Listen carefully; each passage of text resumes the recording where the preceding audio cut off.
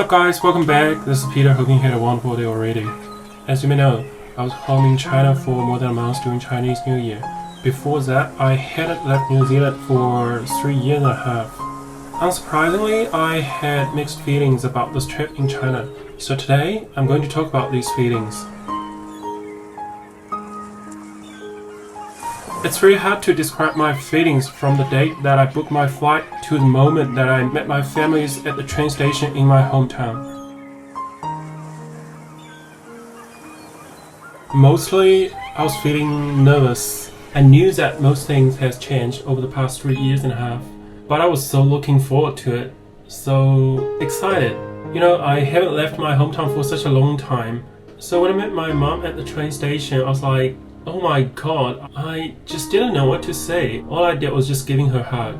I was so excited to see all my families after such a long time. And it was Chinese New Year, the time that Chinese people get together with friends and family wherever they are, so that was great. I also went to Shanghai, where I spent 6 years in my 20s. I met friends that I know for more than 10 years. The feeling was great. We went to the places where we went a lot when we were in university. I have to say that time flies so quickly.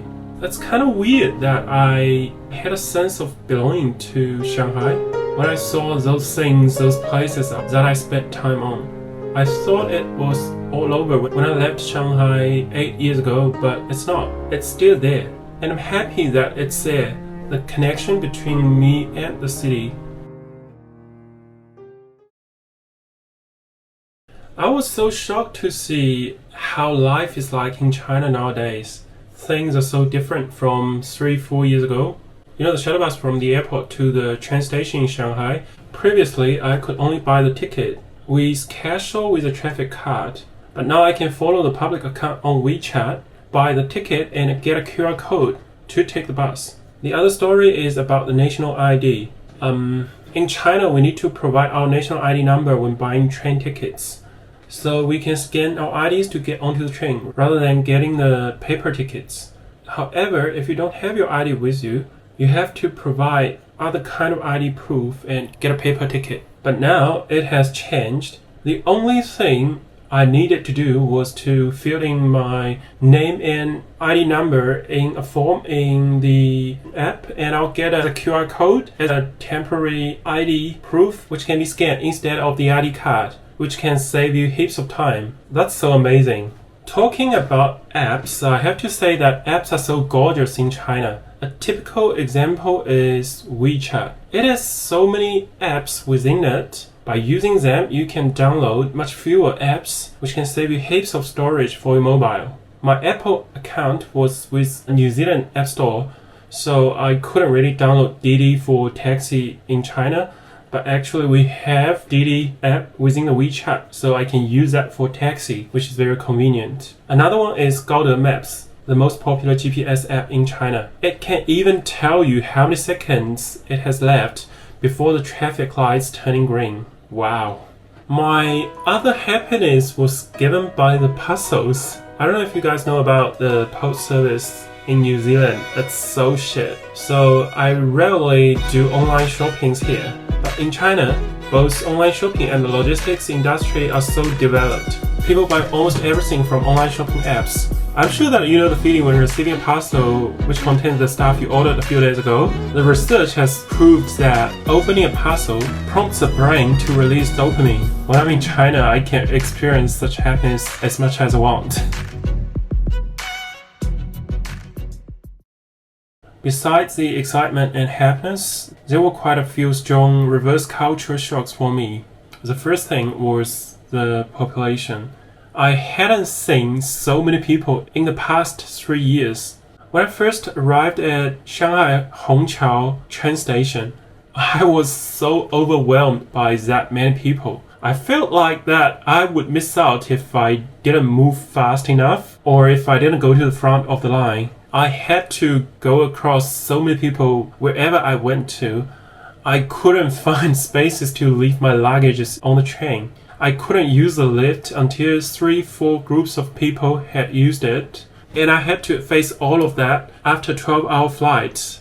You can imagine how anxious and overwhelmed I was. Generally speaking, Kiwis are quite friendly compared to other people in the world. Being in New Zealand for more than 7 years, I'm so used to smiling or even saying hi to strangers on the road. But this is kind of like a weird thing in China. People may see you as abnormal when you smiling to strangers. Usually you'll see poker faces everywhere. And I feel like that people are always impatient. I mean, I understand this. I lived in China for 24 years. It's a country with an extremely large population where people are competing for everything. After being home for a couple of weeks, I became like that too. I don't know why. I just became impatient in many ways. I always wanted to get things done as soon as possible, even though it was not necessary. But that's what happened to me, which I didn't really like. Another thing is that in China, if someone knows about you, they would want to be like that you are very close friends. They will ask questions about your privacy, like how much you earn, when you're getting married or giving birth to a baby. It's way too much to me.